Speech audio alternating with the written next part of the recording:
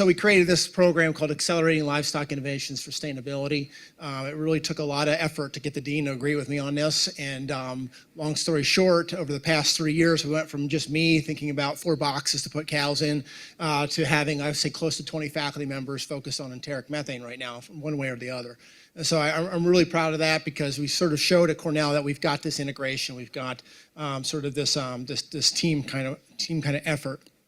There's several things you need. You need infrastructure. You can't really just do these things with just cows and a couple of pens. And that was the first thing that I realized that we really were lacking. And so we certainly, when you're a young professor and you like to write grants and you get a lot of grants, that's what they want you to do. I asked to teach more. They said, no, go write more grants. And so in that effort, they're like, hey, there's an equipment grant, go write it, what do you want? And I said, that'd be pretty cool to have some respiration chambers. And I wasn't thinking about methane, I was thinking about energy use. But then a day later, then I was thinking about methane because I obviously saw the connection. Well, 3 years ago, we just sort of started that process. We took $2 million from the state of New York, Cargill, Balchem, and some other groups, and it just opened about a month ago, well, 2 months ago now. There are 4 climate-controlled respiration chambers. They're climate-controlled. We've got it down to 1 degree Celsius to 45 degrees Celsius. There can go from 10 to 90% humidity.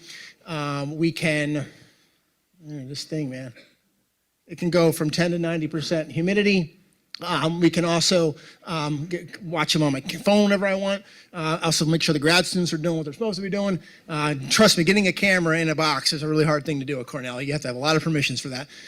With that said, you can monitor feed intake, water intake in real time. Right now they're hooked up for CO2, hydrogen, oxygen for indirect calorimetry, and methane, obviously. Ammonia and nitrous oxide will come on board when we can. We have to do plumbing on these things.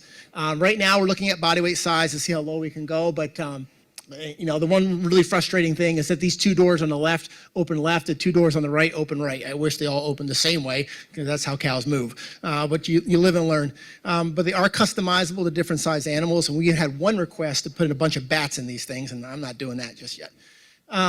They can basically, we bought some new equipment to really make sure that we're using bottom calorimeters to really leverage that, the system. We have 5 green feed units. We're going to be sending the first 2 green feed units to India. I expect to probably double this in the next 12 months. So learning how to work with those units became a learning exercise. Really thinking about how to scale up trial capabilities, and so we had some industry support to do more kale and gate work. We have more sensors installed at our farm. We developed an in vitro system. So I have a little unique idea, and we're going to sort of test that. And then also thinking about manure emissions. So Jason Oliver is a manure expert. We're going to be installing a mini anaerobic digester. And so thinking about how these additives affect the manure emissions is something we're thinking about. And we've already performed one study where we took milk from a cows fed a specific feed additive and looked at cheese properties like hardness and nutritional profile. And Julio Giordano just got this Farm of the Future grant to do more sensor testing at our farm. We're hiring faculty, so meals, a data analyst. We're trying to think about how you manage data. I mean, if you're an animal scientist, I get asked this question a lot last month, is how do you organize your data? Well, I'm fairly old school. I mean, I'm 42, but I'm an old school and a graduate student in terms of how we collect our data. That has to change. We need to be more uniform about that. We need to be more, thinking about how you label your columns, right? It's something as simple as that Emil says, well, you need to learn how to use Python, and you got to get your postdocs to start doing that. And so we're doing that, and because I know there's going to come a time where people want to use the data. We need a microbiologist. We're hiring a global livestock sustainability expert. Those 2 positions are now live. If you know somebody that you think would be good, encourage them to apply, and somebody on the dairy production economics part. Well, when it comes to feed additives and the industry relationship, this is something that came close to heart to me. I didn't know Mary and Nestle, but all of a sudden, Danone is one of my sponsors, and Chris calls me and said, hey, FYI, this blog just came out, and you don't look really well in this thing. And I read it, and I'm reading it. Basically, it says Cornell University is going to push forward Symbrosia. Like, that's what we're going to do. We're just going to make Symbrosia the product, and this is all about marketing, not about science.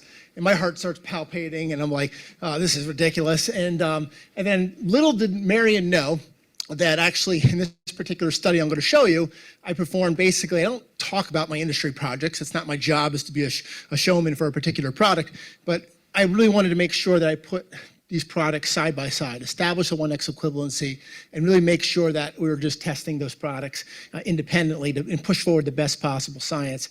I had invited Marion, who happened to be in Ithaca, so she knew where I was, and I invited her to the chambers. I actually put her in the chambers. I didn't lock her in there, but that said, she's an 80-year-old woman. And she said in her ways, I'm not going to change her ways, and that's what she got to live with. And so just so you know that, take the time to maybe help educate some of these folks.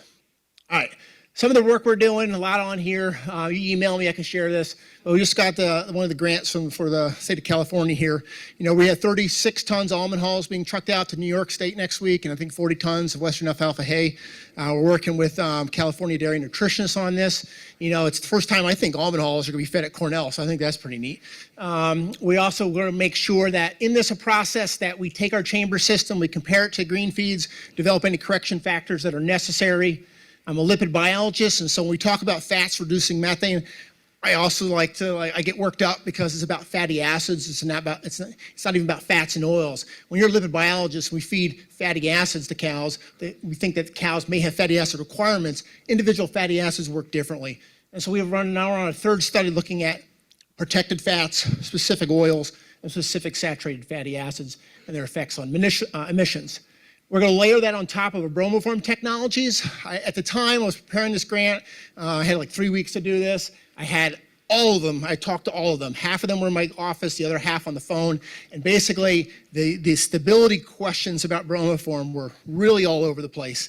And I was like, okay, what's a good 1x feeding level for bromoform? I didn't have an answer. I said, let's make that an objective, try to establish a safe and effective 1x feeding level, take these products side by side, do the stability testing, do the dose titration work, and then do the 12-week study comparing these technologies, look at their interactions with fatty acids in a follow-up study, another 12-week study, and then based on all of that information, take the best possible product that was the safest and most effective, and then push that forward to a GCP study, dose titration study. So that way we're making a decision that, 3 products go up, actually it's going to be 4, and we're going to push forward and accelerate the most promising technology.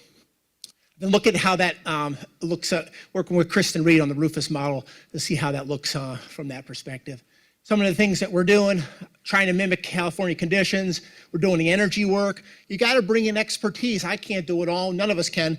And so we have Heather Huson doing the genotype work at GWAS, looking at methylated DNA. We've got Christopher Mason. This is an MD from Wild Medicine. What he does is he takes a subway system in New York City. He can tell you what the next disease is coming. And I said, can you do something with the rumen fluid? And he's looking at the ruminal metagenomic and transcriptomic analysis of our rumen fluid. Looking at residues in milk. We're doing manure emissions on every single test from now on, every single study. And then for our health work, we're going to be doing a lot of necropsies at the end there. All of these studies combined, we're dumping over $1 million of milk on the ground. Not all on the ground. Some of it's going to go to this anaerobic digester for some co-digestion. And then we're going to have a conference here. ProDairy is going to come out. We're going to have some working with dairy professionals and consult with different nutritionists. I'm going to speed up here. What's not our priority is not streamlined science. We've got to do things differently. We've got to be streamlined. We've got to work together as a team. Alex, you and I got to talk once in a while. Those things got to change. We got to share data a little bit more. We got to reduce. We have to we've got to change the game a bit as academics. It really has to change to get things moving faster. I'm just going to flash forward this. We got a lot of work in India. We have to think about the global south. We're trying to build a feed library for India. It's an aggressive plan to send about 10,000 feed samples over the next 2 years from India to Cumberland Valley. I got postdocs running all over Maharashtra and Haryana to do this. At the same time, bringing the first 2 green feeds to India to look at sort of some of the methane inventory data for these different breeds, and actually taking some feed additive work in the process. Methane, you don't talk about methane in India, just so you know. Okay, there's survival missions, very serious business, and so it takes a lot of effort to build relationships in a scenario like that. It took me 3 years, I think, to get to this point, and we're actually just starting to get the work. So we have to think forward when it comes to relationship building. I'll just say our future is going to be defined by organization, research capacity, leveraging strategic teams, streamlining data use, and developing transparent academic industry partnerships. I'll leave it there.